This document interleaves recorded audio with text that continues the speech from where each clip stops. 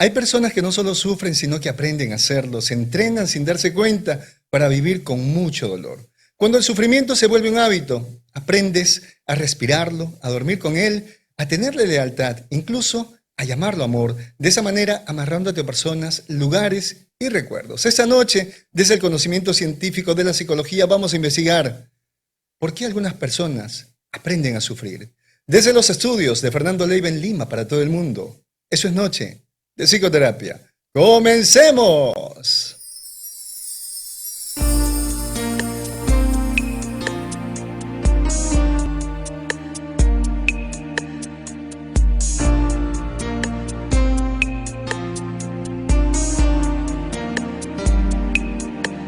En esa noche estrellada me enamoré de tu mirada y una estrella que viajaba se enamoró de nuestras almas. Muy buenas noches, mis queridos amigos. Infinitas gracias por estarme acompañando nuevamente en ese compartir tan bonito, tan maravilloso que se hace con bastante cariño para todos ustedes. Espero esta noche poderles entregar el conocimiento necesario para poder entender un poquito más acerca del sufrimiento. Sí, es cierto, el sufrimiento forma parte de la vida, es una experiencia subjetiva, cada quien lo va viviendo a su manera.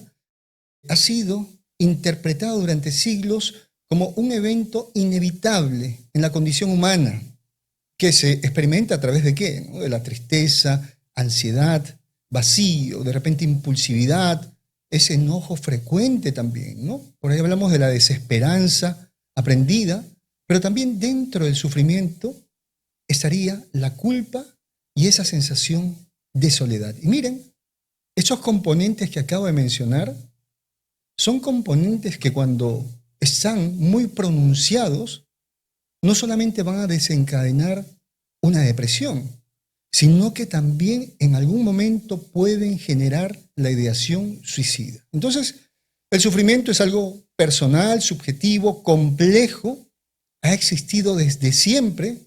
Sin embargo, a pesar de ser subjetivo y parte de la vida, como consecuencia de algún evento, suceso negativo, recientes investigaciones en la psicología, neurociencia, criminología, comienzan a plantear preguntas, pero también cierto tipo de teorías donde tratamos de descifrar si es que el sufrimiento se puede aprender.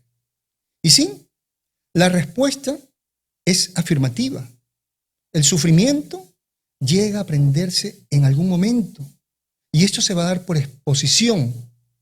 Porque la persona en algún momento, al exponerse a una situación de sufrimiento que no es personal, puede adquirir ese sufrimiento, puede modelarlo en su experiencia de vida, puede reforzarlo y puede perpetuar ese sufrimiento a través de mecanismos cognitivos, es decir, a través incluso de sus propias ideas, a través de ese reforzador social, a través de esos vínculos afectivos. Por lo tanto, este proceso de aprender el sufrimiento es cuando una persona va a internalizar, va a reproducir y va a mantener esos estados de tristeza como resultado ¿de qué? De la observación, de la experiencia que ha tenido frente a otras personas.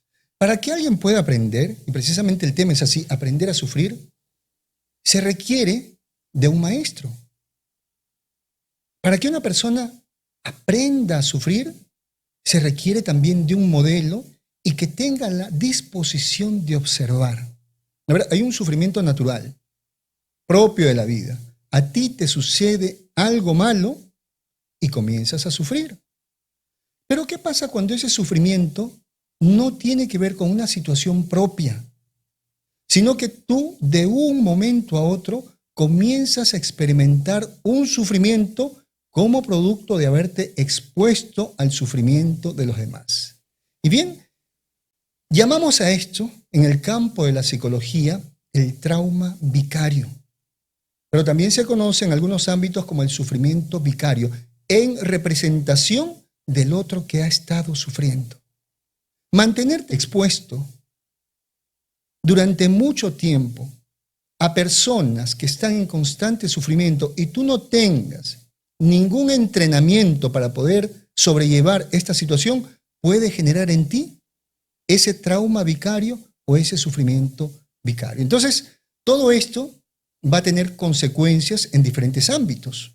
Por ejemplo, en el estado mental. ¿Por qué?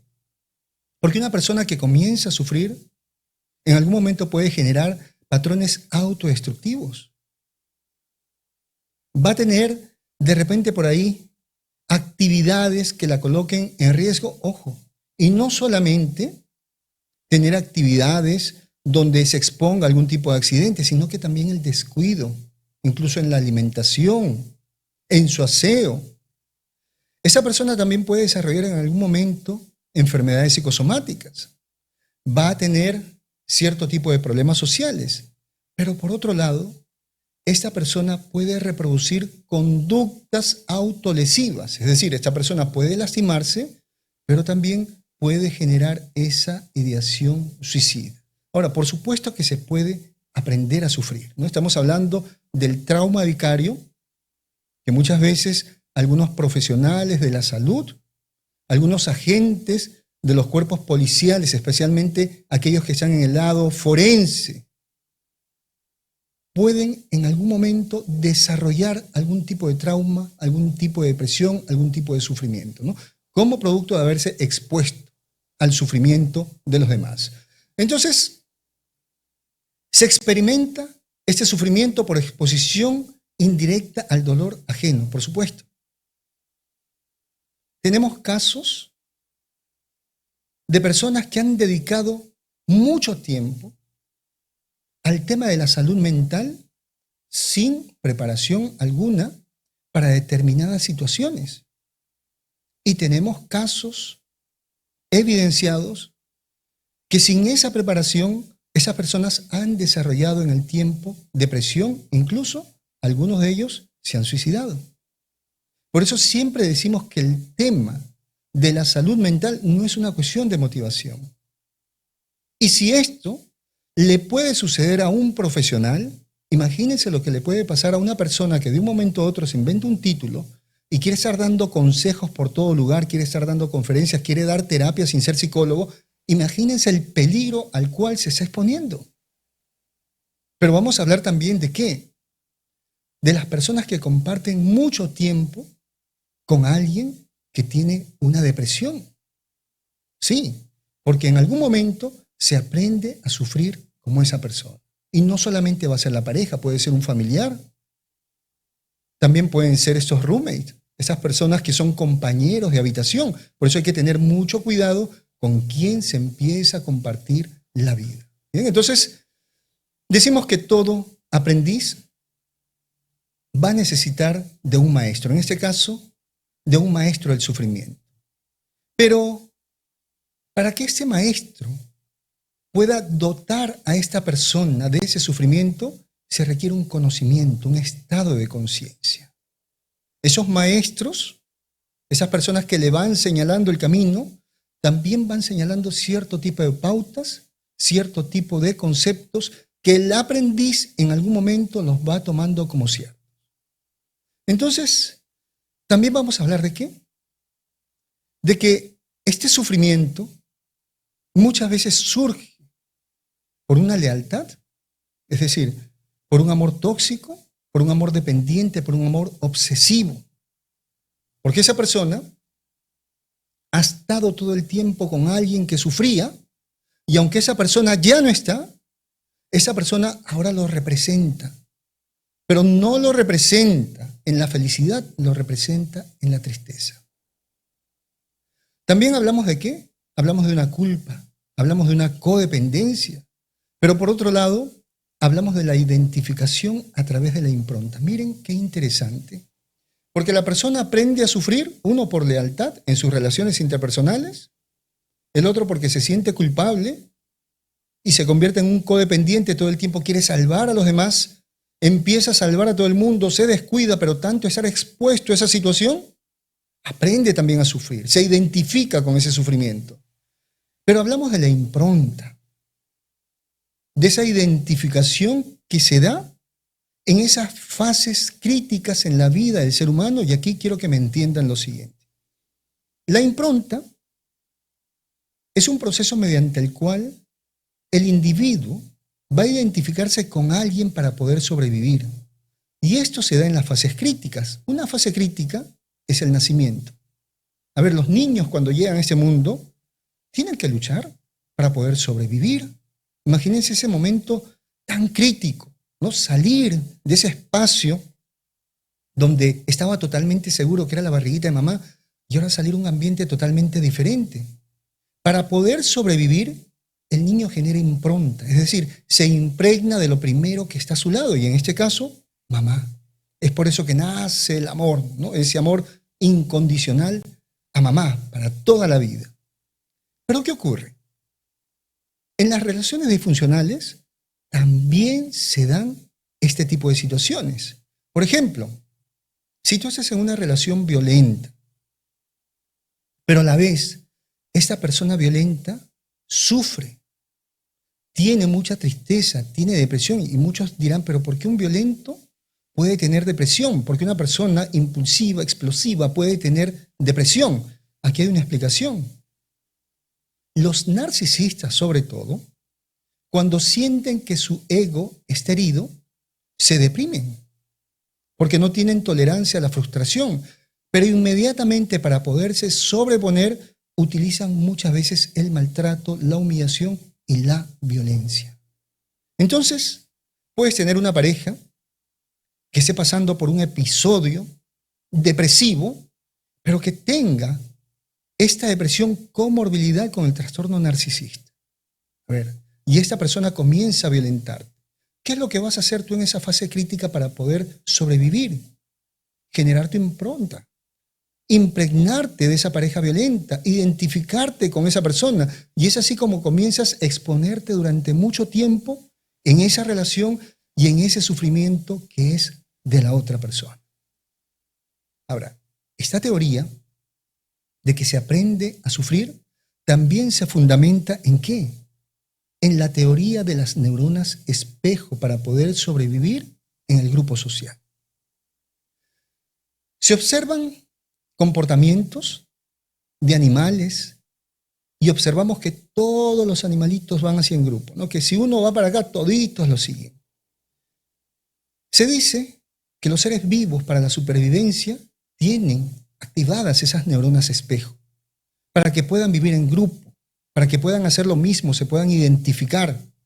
Lo mismo sucede con el ser humano. El ser humano dentro de un grupo social, cuando quiere pertenecer, va a tratar de imitar, porque de eso se tratan las neuronas espejo. Imitar aquello que le llama la atención para poder sobrevivir dentro del grupo. A ver, se imitan a veces incluso malas costumbres, se imitan actos de violencia, pero también se puede empezar a imitar el sufrimiento para poder estar dentro de ese grupo, para poder pertenecer a ese grupo o poder tener ese vínculo con esa persona. Bien, entonces, vamos a revisar un poquito acerca de la historia. Vamos a hacer una revisión histórica de este tema, del sufrimiento aprendido, el sufrimiento vicario. Se dice que en los años 80 aproximadamente se hicieron algunos experimentos y en este caso se utilizaron algunos animales, unos simios que aprendieron a tenerle miedo a las serpientes, pero observando a otros simios que eran expuestos a esas serpientes y eso les generaba mucho miedo. Entonces colocaban dentro de una vitrina, dentro de un cubículo, a estos simios y soltaban las serpientes y los simios se asustaban y gritaban, saltaban, pero fuera de ese lugar estaban otros simios observando. ¿Cuál fue la conclusión? Que ellos aprendieron a tener miedo, aprendieron a sufrir, como los simios que estaban experimentando directamente el contacto con estas serpientes. Estos experimentos se han ido corroborando en el tiempo con los seres humanos. sobre todo con los niños. Cuando ven el sufrimiento en su casa, en sus seres queridos, y poco a poco comienzan a adquirir ese tipo de conducta. Ahí también estaremos hablando de la desesperanza aprendida. Sí, se aprende a no esperar nada de la vida, porque de repente en ese hogar los padres son reiterativos, los padres todo el tiempo están diciendo que ya no hay nada para ellos, que la vida es así, que no tienen otro destino que seguir viviendo de esa manera. Bien, entonces, también se hizo otro tipo de investigación más adelante, eso fue aproximadamente en el año 2000, donde se observaba lo siguiente, que cuando una persona presenciaba el sufrimiento de otra persona, se activaba en su cerebro zonas relacionadas al sufrimiento. Es decir, experimentaba el sufrimiento del otro como si fuera de ella. Entonces muchas veces podemos darnos cuenta que hay personas incluso viendo una película, sufren como el protagonista en la película, lloran incluso.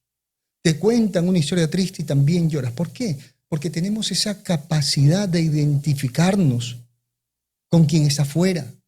¿Para qué? Para poder seguir formando ese grupo social. Entonces, qué interesante, porque a partir de todas estas investigaciones se empezó a trabajar el tema del trauma vicario. ¿Por qué tantas personas que se exponen al sufrimiento del otro en algún momento aprenden a sufrir sin haber tenido ningún tipo de problemas?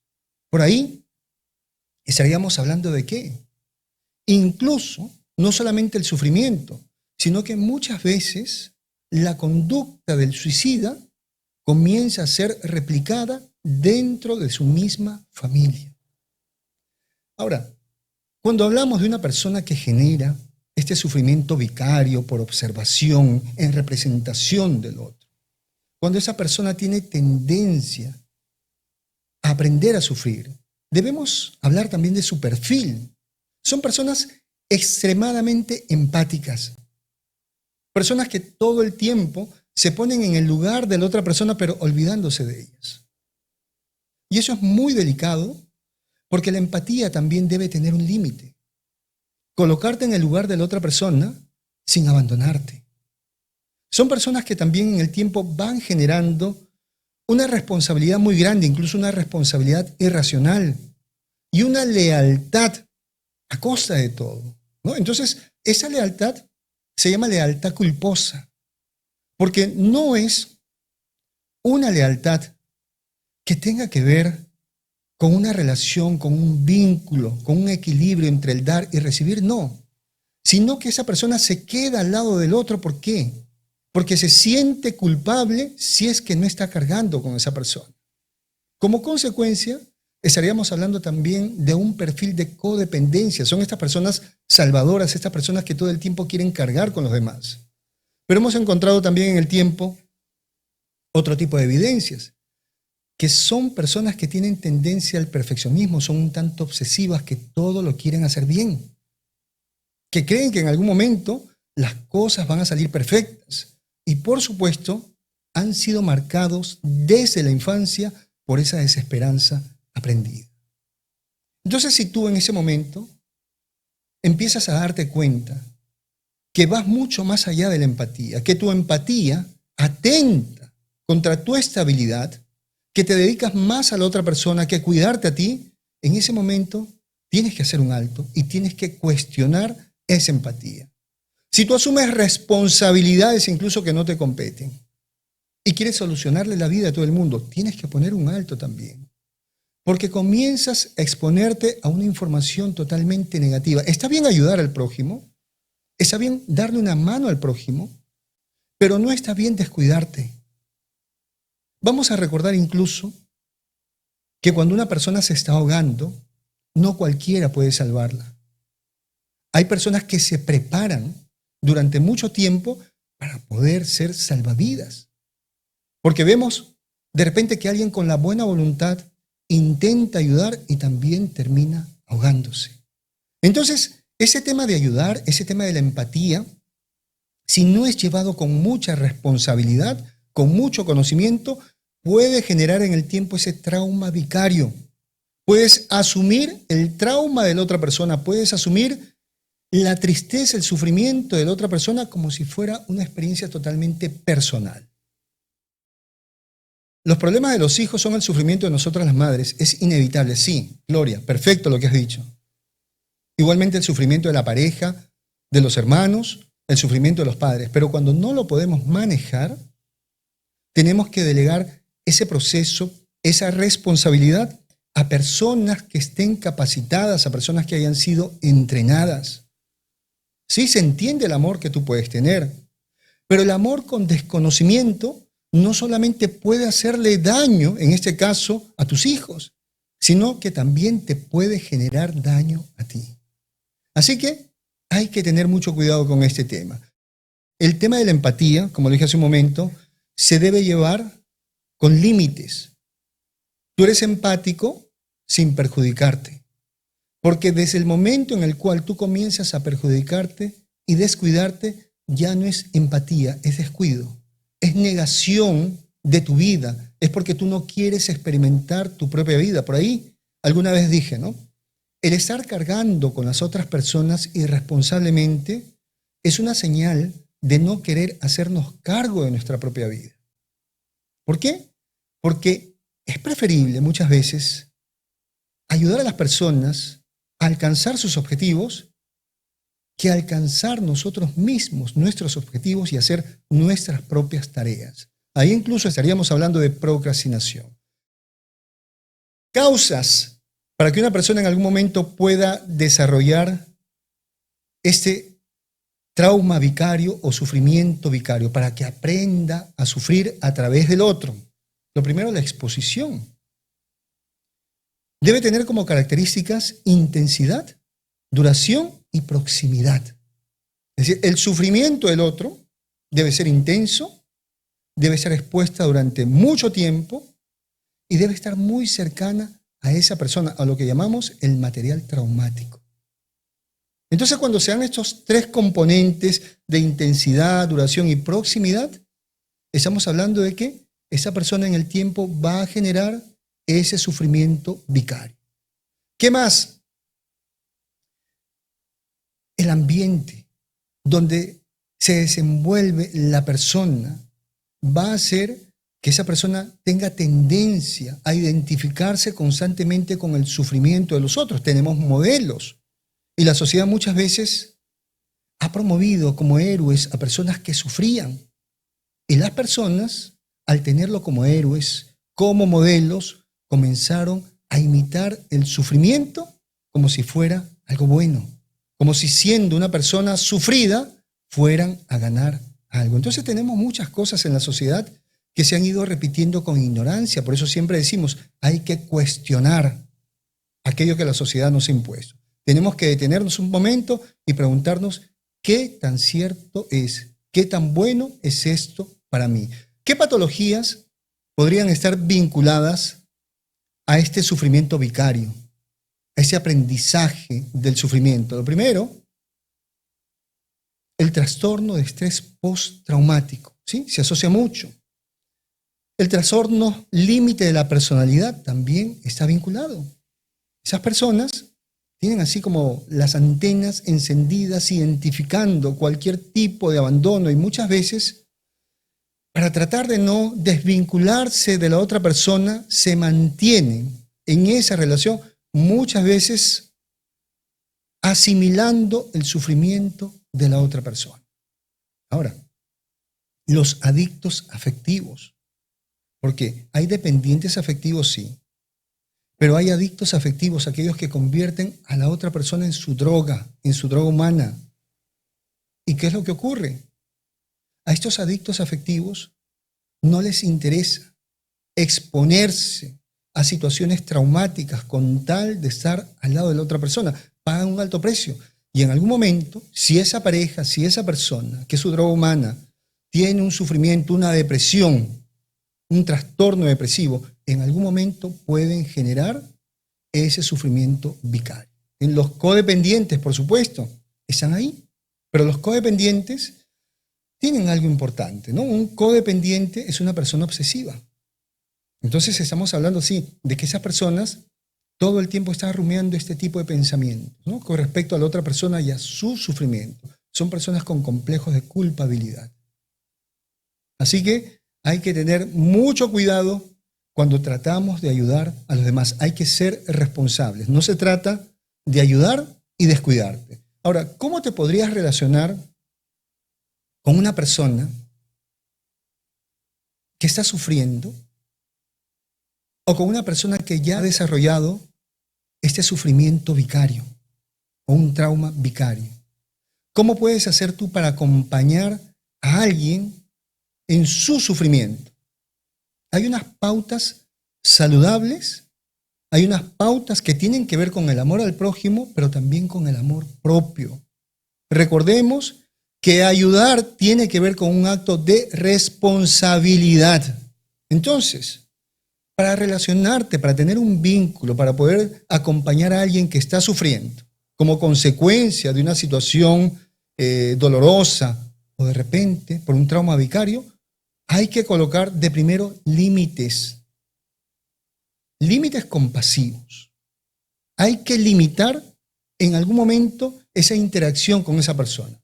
Por ejemplo, tú le puedes decir a esa persona, yo te voy a acompañar en este proceso, voy a estar a tu lado, pero te informo que no voy a abandonar por ningún motivo mis 3 necesidades básicas. Voy a ser tu compañía, pero no voy a dejar de dormir, de alimentarme y de realizar mis actividades, de trabajar, de estudiar. Esos son los límites que hay que colocar en situaciones así. Porque cuando se inicia el problema, cuando tú quieres acompañar a alguien que está sufriendo y dejas de estudiar, dejas de trabajar, dejas de dormir, dejas de alimentarte, eso es atentar contra tu vida y no tener más adelante recursos incluso para ayudar a la otra persona. ¿Qué otro punto más se puede considerar en ese proceso de acompañar a alguien que está sufriendo? Aclararle que no va a haber ningún tipo de negociación cuando se presente una crisis.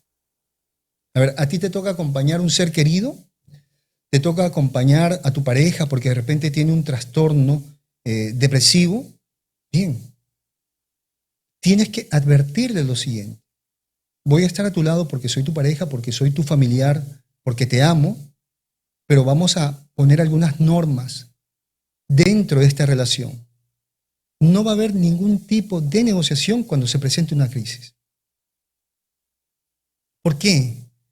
Porque los acuerdos, las negociaciones, solamente se van a dar en momentos de tranquilidad, cuando exista paz, cuando tú estés tranquilo. Cuando tú estés estable en ese momento, podemos hacer acuerdos y podemos negociar. Pero para los momentos de crisis, vamos a tener pautas de seguridad. Vamos a tener planes para poder enfrentar las crisis. Esos son 2 puntos importantes si es que en algún momento a ti te toca relacionarte con una persona que está sufriendo, que tiene una depresión y quieres acompañarla. Ojo, y esta compañía que tú vas a dar, ese acompañamiento, no reemplaza el proceso terapéutico, porque las palabras bonitas no curan. Lo único que estarías haciendo es incubar el problema para que más adelante se presente un problema mayor, ¿sí? Se acompañan a los seres queridos, pero se delegan también responsabilidades. Bien, entonces, ¿de qué más vamos a hablar?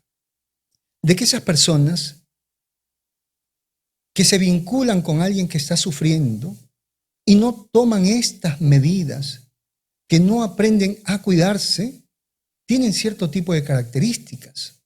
Son personas que desde hace mucho tiempo han tenido tendencia al aislamiento. Y miren, sí, cada uno tiene su mundo, la soledad se abraza, la soledad se disfruta, pero eso no significa aislarse.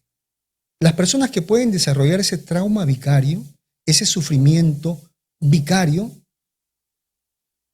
si durante mucho tiempo han tenido tendencia a aislarse, están en peligro. Esas personas hipervigilantes que están buscando señales de peligro todo el tiempo, extremadamente desconfiadas, también pueden generar ese trauma vicario. Las personas ansiosas, personas que no tienen control de sus emociones, personas que rápidamente se agotan emocionalmente, que tienen picos de tristeza, de culpa incluso, son personas que no deberían generar algún tipo de acompañamiento porque se exponen a experimentar ese trauma vicario. Las personas que comienzan a exponerse y a generar ese trauma vicario van a desarrollar en el tiempo insomnio, pesadillas, van a desarrollar también problemas físicos, problemas gastrointestinales. Así que es necesario que las cosas se manejen siempre con medida. ¿Cómo pensaría una persona que se predispone a ese sufrimiento vicario, a ese sufrimiento aprendido? Revisen en ese momento sus pensamientos. A ver, lo primero, estas personas tienen un pensamiento catastrófico. Es decir, si tú piensas que por no estar presente en la vida de alguien o de algunos, algo malo va a pasar, tienes tendencia a generar ese sufrimiento vicario. Revisa bien, porque eso llamamos el pensamiento catastrófico. No estás en condiciones para estar acompañando a los demás. Por otro lado, si tú acostumbras a tratar de leer la mente de los demás, ¿no? Y te dices a ti mismo, ¿no? Es que todo el mundo espera que yo lo resuelva. La gente siempre depende de mí. Bueno, no estás en condiciones, porque por naturaleza tu forma de pensar te lleva a asumir responsabilidades que no te pertenecen. Hablamos también de la filtración. Miren, filtración o filtrado mental es una distorsión cognitiva. ¿Qué ocurre? La persona, de todo lo que observa en su vida, solamente se queda con lo malo. La vida tiene cosas buenas y malas, sí, pero esa persona filtra y solamente se queda con lo malo. Este tipo de personas no pueden hacer un acompañamiento porque van a desarrollar en el tiempo ese sufrimiento vicario o ese trauma vicario. Es decir, van a aprender a sufrir. Les voy a poner un ejemplo. A ver, ¿cómo funciona esta distorsión cognitiva que se llama filtración? Filtraje o filtrado mental. ¿Ustedes han visto las cafeteras? Muy bien, vamos a imaginar en ese momento una cafetera, ¿no? Esas cafeteras eléctricas. Tiene un depósito para colocar el agua, un tanquecito, colocas agua. Tiene aquí arriba un filtro. ¿Qué colocas en el filtro? Colocas el café molido. Y aquí abajito tiene una jarra, un depósito donde va a caer toda la esencia. Entonces tú presionas el botón, comienza a hervir el agua, comienza a pasar y llega al filtro, pasa por todo el café y empieza a caer la esencia. Muy bien, hasta ahí vamos bien. Pero ¿qué pasa con la persona que tiene esa filtración? La persona, en lugar de tomarse la esencia del café, abre el filtro y empieza a comerse el desecho del café. Y empieza a quejarse y empieza a decir, qué feo que es el café, qué desagradable que es el café. ¿Por qué ocurre esto? Porque la persona se está comiendo el desecho, lo que es en el filtro. Eso mismo sucede cuando tú utilizas el filtrado mental, la filtración. Te estás comiendo el desecho de la vida, lo que no sirve del día, lo que no sirve del ambiente, y te estás olvidando de disfrutar de la esencia de la vida y de tu propia esencia. Te enfocas en todo lo malo, en todo lo negativo, y te olvidas de las cosas buenas que tienes y de las cosas buenas que la vida tiene para ti. Entonces, si tú constantemente utilizas esta distorsión cognitiva, no te recomiendo estar acompañando por tiempo prolongado a personas que estén sufriendo, ¿no? Entonces, ¿cómo se perciben esas personas? ¿Qué piensan de sí mismas? Esas personas se consideran fuertes para los demás, pero débiles para sí mismas. Creen que su destino es estar solucionando el problema de todo el mundo. ¿Y cómo ve a los demás? como personas que todo el tiempo lo están necesitando, como personas indefensas. Entonces, va a utilizar también una estrategia para no sentir el malestar. ¿Qué es lo que va a hacer? Va a tratar de controlar de manera exagerada la situación. Pero recordemos esto, ¿no? Tanto control en algún momento no lo va a poder sostener. Y cuando todo eso se descontrole, va a experimentar frustración. Entonces, amigos, qué importante el tema que estamos manejando esta tarde, porque estamos hablando de ese sufrimiento aprendido, pero también nos estamos yendo por el lado de la buena voluntad. Y la buena voluntad también tiene un límite, porque los problemas, las enfermedades, los trastornos no se curan con buena voluntad. Se va buscando la solución a través del conocimiento científico y a través de la preparación constante de los profesionales. Amigos, ese es mi consultorio, tu consultorio, nuestro consultorio. Un espacio diseñado para que puedas trabajar aquellos problemas que te impiden alcanzar esa estabilidad emocional. Déjate guiar a través del conocimiento científico de la psicología, con quien te habla Fernando Leiva, psicólogo. Pide tu cita a través de WhatsApp marcando el +51 9957 22178. No importa dónde te encuentres. Toma nota, por favor. Vamos a hablar acerca del sistema de sufrimiento.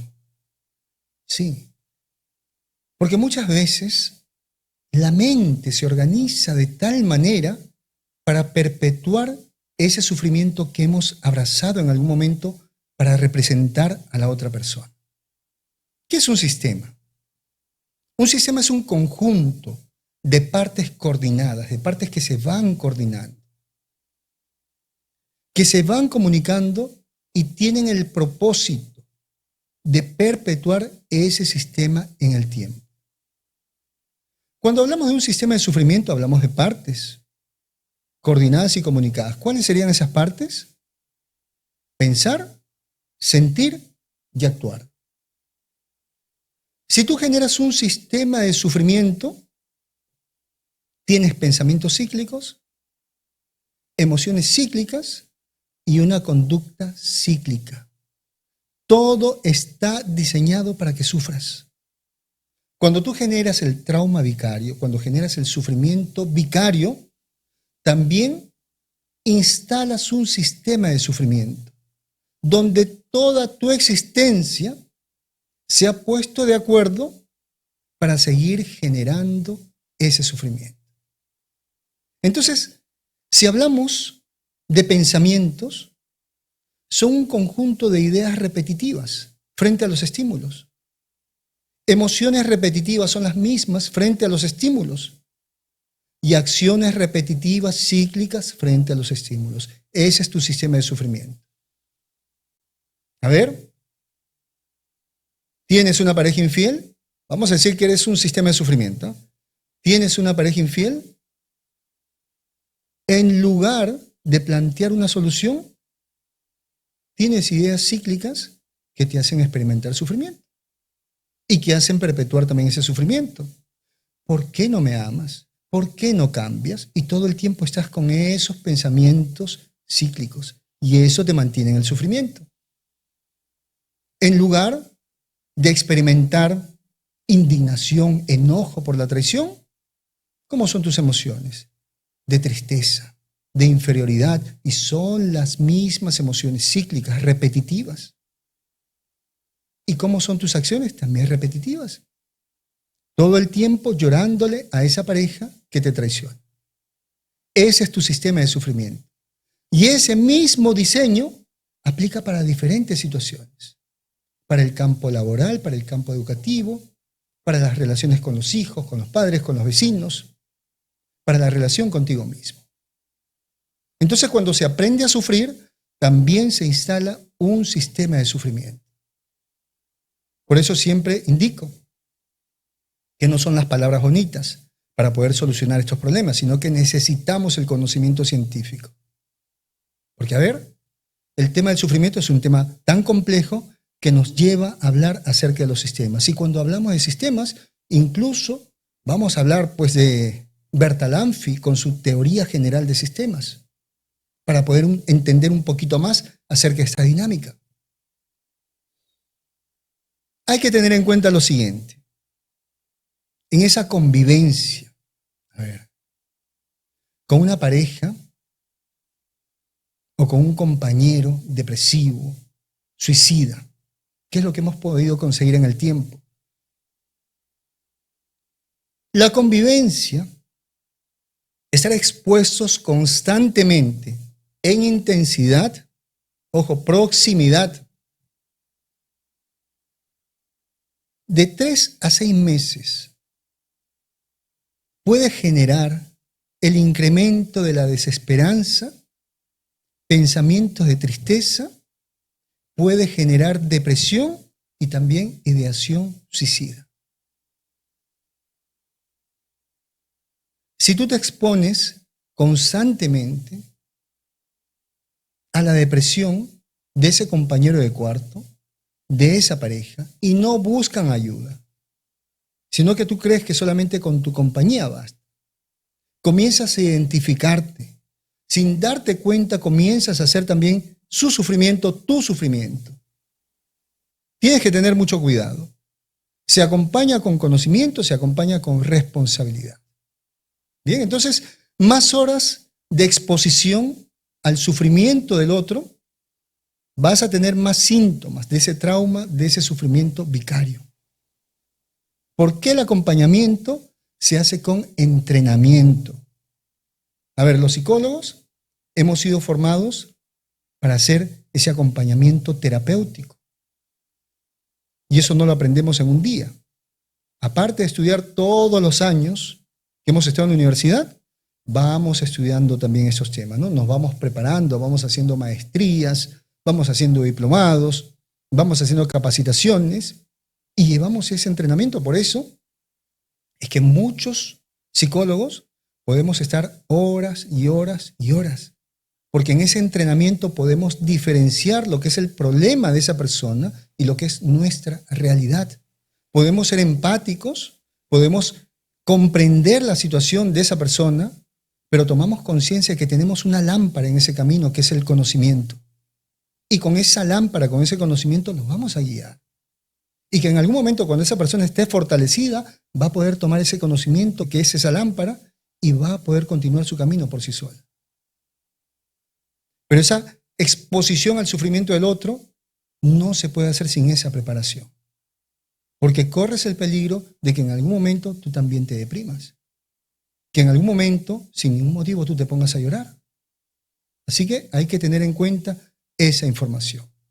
Trabaja tu complejo de culpabilidad. O sea, pregúntate en algún momento, ¿por qué te sientes culpable? A ver, ¿qué ley en este mundo a ti te obliga a cargar con la gente? ¿Quién a ti te ha engañado y te ha dicho que tienes que hacer del sufrimiento de los demás tu sufrimiento? Los complejos de culpabilidad se van generando en la infancia. Sobre todo tienen esa base. Niños que han sido comparados, que han sido humillados, que han sido abandonados, que han sido criticados. Niños a quienes se les ha exigido demasiado. Niños que estaban expuestos a los problemas de mamá y papá y se sentían culpables porque pensaban que sus padres discutían por ellos, que sus padres peleaban por culpa de ellos. Revisa qué es lo que está pasando contigo, que estás descuidando tu vida por estar cargando con los demás y te estás exponiendo a este tipo de situaciones. Revisa también lo que has aprendido en la sociedad.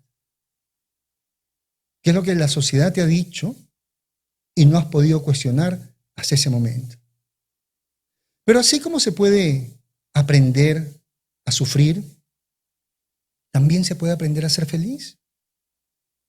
La práctica constante de la gratitud va generando esa autosatisfacción y como consecuencia se aprende también a ser feliz. Se aprende a través de modelos. Así como hay modelos de sufrimiento, modelos en casa, modelos, ¿no?, en la infancia, en la sociedad. También se aprende a ser feliz. Revisa tus modelos. ¿Cómo fueron esos modelos en tu infancia? A ver, mamá, papá, tus hermanos, las personas con quienes tú vivías. ¿Eran modelos de felicidad? ¿Modelos de fortaleza, de emprendimiento? ¿O eran personas autoderrotistas? Personas que sufrían, eran modelos de sufrimiento, modelos de desesperanza, porque de repente desde ahí aprendiste a sufrir. Pero ¿qué dice la ciencia? ¿Qué dice la psicología? Que si tú no has tenido modelos buenos en tu infancia, ahora, en tu etapa adulta, tú puedes elegir tus modelos. Puedes elegir un personaje que tú admires por esa felicidad, por ese emprendimiento, por esa valentía y comenzar a imitar a ese personaje. Ahora, no se imita un día. Tienes que estar semanas imitando a esa persona, involucrarte en ese personaje y eso no te va a cambiar. La práctica sencillamente va a hacer que tú puedas colocar dentro de ti, puedas introyectar aquellas fortalezas que ese modelo tiene y que tú no. Vas a aprender acerca de esos modelos. ¿Pero qué ha hecho la sociedad? Durante décadas nos ha colocado modelos de sufrimiento. Como si las personas que sufrieran más fueran a ganar algún premio. Miren, esta ha sido una historia totalmente de manipulación social durante décadas. Porque claro, el pueblo sufría y por supuesto los que sufrían iban a ganar el cielo. Oye, pero los emperadores de aquel momento, ellos sí eran bien felices y se hacían llamar descendientes de Dios. ¿Cómo se explica eso? Es cuestión de revisar un poquito la historia y darnos cuenta cómo la humanidad ha sido manipulada durante tanto tiempo, pero aún sigue repitiendo esos patrones. Aún sigue diseñada para el sufrimiento, aún sigue diseñada para estar cargando con los demás de una manera irresponsable, descuidándose a sí mismo. Entonces, vamos a hablar de tratamiento, por supuesto. Lo primero, sí hay tratamiento, pero ¿qué es lo que hay que hacer dentro de este proceso terapéutico? Psicoeducación. A estas personas que generan el trauma vicario, que generan ese sufrimiento por aprendizaje, sufrimiento vicario, hay que enseñarles ¿a qué? A regular esa empatía exagerada, que es propio del codependiente. Es decir, hay que trabajar también la codependencia. Manejar estrategias de la terapia de aceptación y compromiso para poder reducir ese sufrimiento, para poder hacer que esa persona se dé cuenta que son solamente pensamientos, son creencias y que esas creencias no la definen, no definen su realidad, que en algún momento tiene que desconectarse, ¿no? Eso llamamos defusión, defusionarse de esas creencias totalmente irracionales. ¿Qué más se va a hacer en terapia? El manejo de terapias focalizadas en el trauma, esto es necesario. Una vez que la persona ya ha instalado el trauma vicario, el sufrimiento vicario, necesita este tipo de estrategias.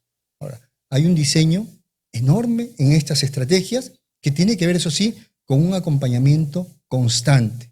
Aquí la recomendación sería prevención, señores. ¿Qué es prevenir? Reducir los factores de riesgo. Si en este programa, si en esta clase, ustedes han prestado atención y se han dado cuenta que exponerse al sufrimiento extremo y por un tiempo prolongado es dañino para ustedes, hay que prevenir, reducir los factores de riesgo. Sí, voy a acompañar a ese ser querido, pero con responsabilidad, sin descuidar mi vida. Voy a poner cierto tipo de límites y sobre todo voy a hacer que esta persona reciba ayuda profesional. Dentro del tratamiento, por supuesto, también se menciona la medicación, sobre todo los antidepresivos, y son los amigos psiquiatras, los profesionales psiquiatras, quienes se van a encargar de medicar. Y aquí hay que dejar de satanizar a los psiquiatras, ¿no? Nuevamente por ahí mencionamos a gente irresponsable que anda señalando, ¿no?, que la medicación hace daño. La medicación, cuando se lleva tal y como lo dice el profesional psiquiatra, no hace daño. Porque son dosis reguladas. Se ha estudiado durante mucho tiempo qué cantidad es buena para el paciente. ¿Qué es lo que hace daño? Que la persona se esté automedicando, que la persona tome más los medicamentos. Eso sí hace daño. Entonces, es necesario medicarse.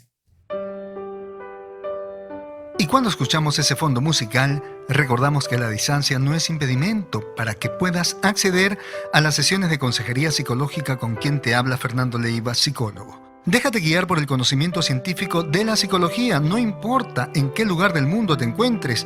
Tu sesión puedes realizarla por cualquier red social que permita hacer llamadas o videollamadas. Puedes hacerla por WhatsApp, por Skype, Zoom, Viber, Imo o por el mismo Messenger. Pide tu cita marcando desde cualquier país el +51 995722 178. Toma nota, por favor.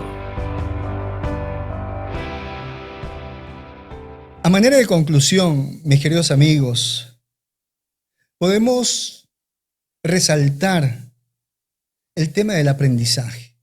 Sí, el ser humano va aprendiendo a través de modelos, a través de experiencias, a través de la exposición. El ser humano aprende a resolver problemas, aprende a ser feliz, pero muchas veces aprende a sufrir. Es necesario aprender a regular este tipo de exposición al sufrimiento, porque esa es la realidad. La exposición a algo, la observación de algo constantemente hace que la persona se vaya identificando y por lo tanto aprenda a ser de esa manera. Tenemos un buen corazón, tenemos la mejor voluntad de ayudar, pero la ayuda no debe generarte sufrimiento porque en ese momento ya no es ayuda. En ese momento ya es un complejo de culpabilidad, ya es dependencia afectiva, ya es codependencia, es obsesión. Hemos visto esta noche incluso aquellos casos de esos pseudoterapeutas, de esos influencers, motivadores, sin ninguna formación profesional, que se exponen a experimentar el trauma vicario, a experimentar ese sufrimiento vicario, ese sufrimiento por observación. Y hemos visto cómo muchas de estas personas no solamente han desarrollado una depresión en el tiempo, sino que también algunos han terminado en el suicidio. Es por ello que si tú sientes en tu corazón la vocación de ayudar al prójimo, no lo hagas de manera improvisada. Hazlo con responsabilidad, hacia ti y hacia los demás. Hace mucho tiempo, cuando era muy jovencito, en una reunión que tuve con ese amigo, que ya no está físicamente, que era muy mayor, cuando lo conocí ya era muy mayor, en una reunión que compartí con él y con otra persona, yo me acuerdo que plantearon un tema en esa reunión y dijeron, de nada sirve tener tanto amor si es que se ignoran las leyes de esta vida. Y muy cierto, porque el amor con ignorancia, el amor con una extrema pasión o necesidad lleva a la confusión y muchas veces te hace daño y puede hacer daño a los demás. Cuando llegamos a comprender las leyes de esta vida, las estructuras de esta vida, cuando llegamos a entender cómo funciona el aparato psíquico, físico, en ese momento el amor unido al conocimiento puede generar mucho bienestar, puede ayudar muchísimo. Así que si hay en ti el deseo de ayudar al prójimo, te recomendaría, a través de esa vocación, formarte académicamente. Para reflexionar un poquito, para tomar conciencia, hablemos de aquellas lealtades que enferman, ¿sí? Hay que ser leales, por supuesto, hay compromisos, hay pactos que hacemos con las personas, está bien. Pero la lealtad no te puede enfermar. Así que escúchame lo siguiente. Tú no has llegado a este mundo para cargar con la vida de los demás. Tú no has llegado a este mundo para poner sobre tu espalda los problemas de los demás. Porque esa lealtad, que así la llamas, que te hace absorber el sufrimiento de los demás, los problemas de los demás, no es amor. Te estás mintiendo, eso no es amor. Eso se llama entrenamiento voluntario para sufrir por los demás. Eso se llama descuido personal. Ahora, ese entrenamiento para sufrir por los demás, eso primero lo has tenido que aprender. Lo has tenido que asimilar en algún momento. Y llegaste a creer lo siguiente, que si tú resolvías los problemas de los demás iban a estar tranquilos y a ti no te iba a pasar nada. ¿Te acuerdas cuando eras pequeñito? Si te portabas bien, si estabas quietecito, todo el mundo se calmaba, mamá y papá no peleaban. Mira dónde pueden estar las raíces. Pero ¿qué pasó más adelante? Más adelante te inventaste una historia. Y pensabas que tú valías más porque aguantabas el sufrimiento de todo el mundo. Y empezaste así a cargar con toda la gente. Como resultado, te llegaste a convertir en un codependiente. Tú no eres buena persona. No. Tú eres codependiente. Porque para ser buena persona, hay que ser buena persona con uno mismo y buena persona con los demás, porque tú no puedes entregar lo que no tienes. No te mientas. Te estás haciendo daño y estás entregando una mentira. Estás buscando la aprobación a través de ese cuento de que tú sufres por los demás.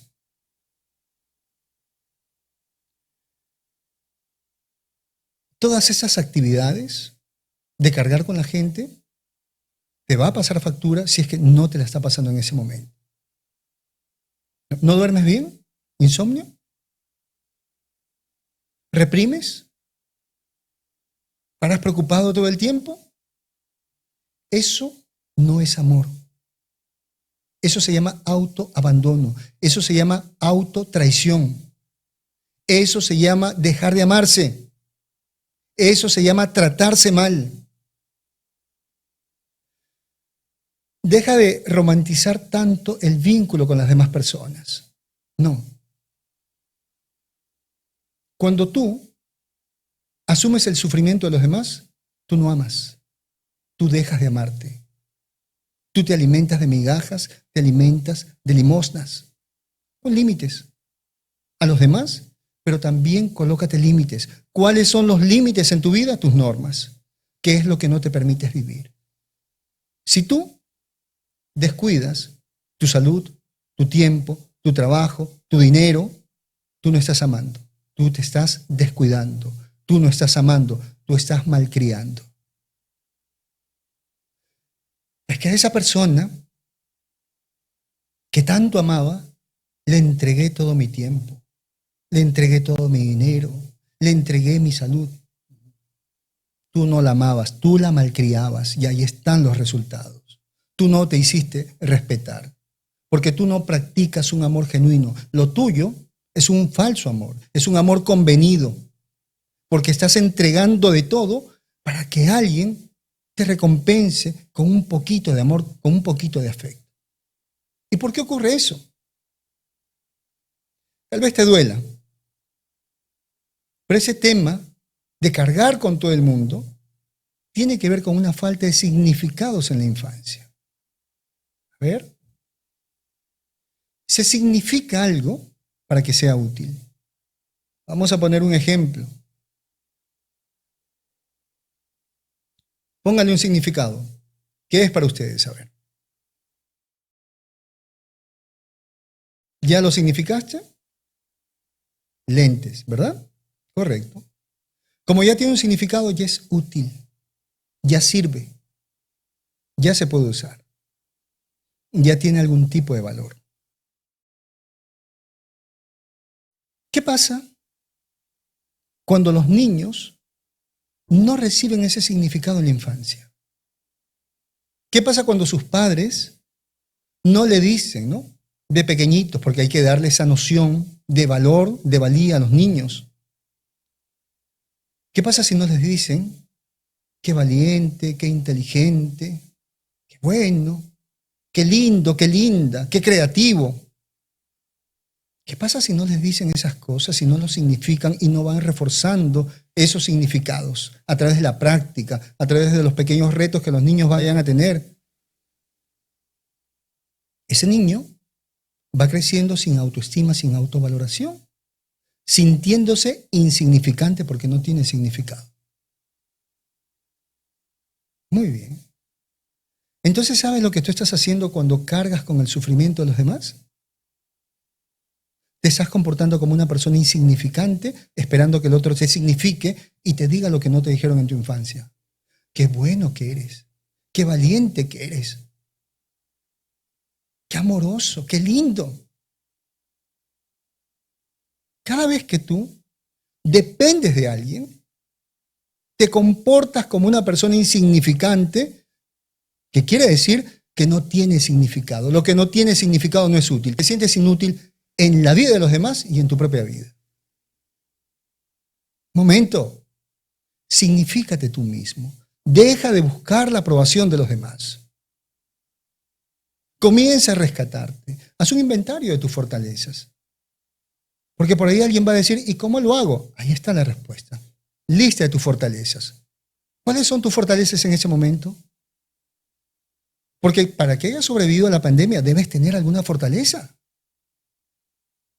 No creo que hayas sobrevivido todo este tiempo de suerte, porque la suerte no existe. Por lo menos debes saber, no sé, barrer, cocinar, jugar, fútbol. Debes saber hacer algo. Y signifícate a través de eso. Porque cuando la ayuda que le damos a los demás atenta contra nuestra integridad, en ese momento ya no hay amor, en ese momento eres un insignificante buscando la ayudita ajena. Dime quién soy, dime cuánto valgo. No eres un niño, no eres una niña. Es que todo lo entregué por el amor, por mi pareja. No, tú no entregaste las cosas por amor. Tú entregaste todo eso porque no te sentías a gusto contigo mismo, no eras nada en tu vida. ¿Por qué crees tú que decías, ahora me siento al 100% en esta relación, ahora sí tengo vida?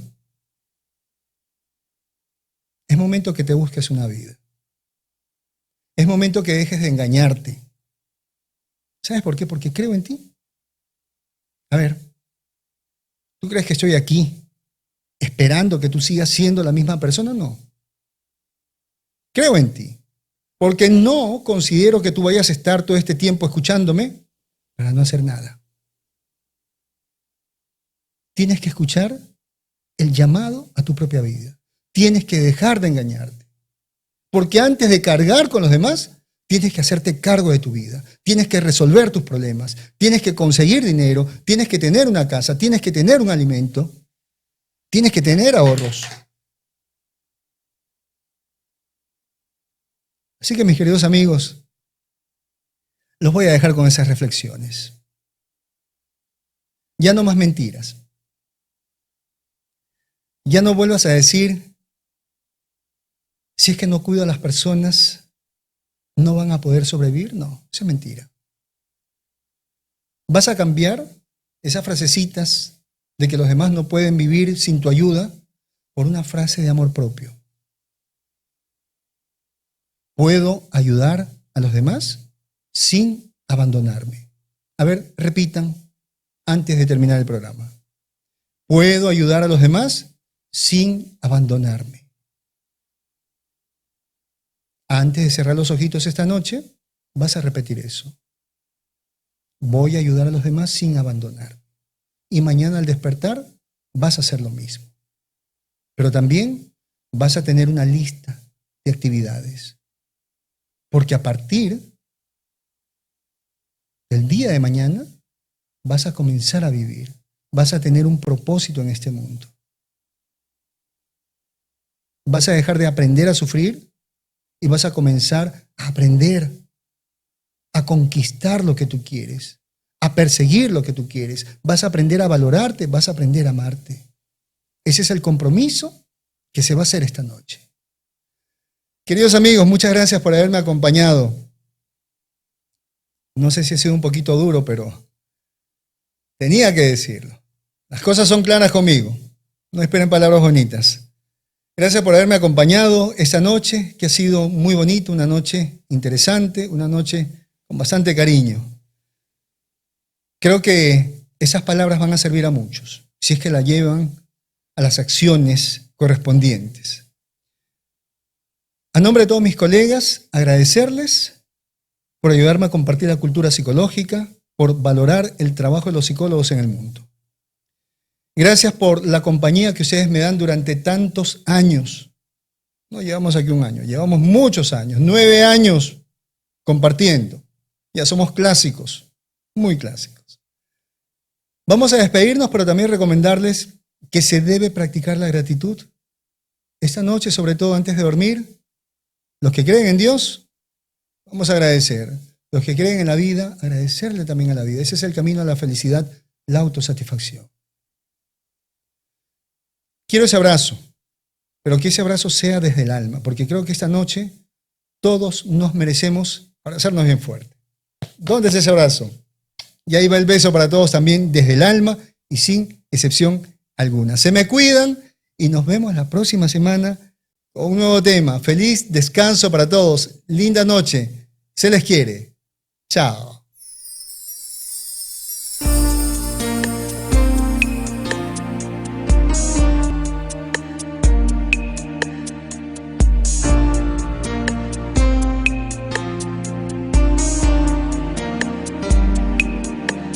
En esa noche estrellada me enamoré de tu mirada y de tus manos tan blancas que se paseaban por mi espalda. Nunca miré cara tan linda que entre susurros me decía: dame un beso desde el alma que me haga sentir la calma. Y aunque pasen muchos años, mi corazón no se hace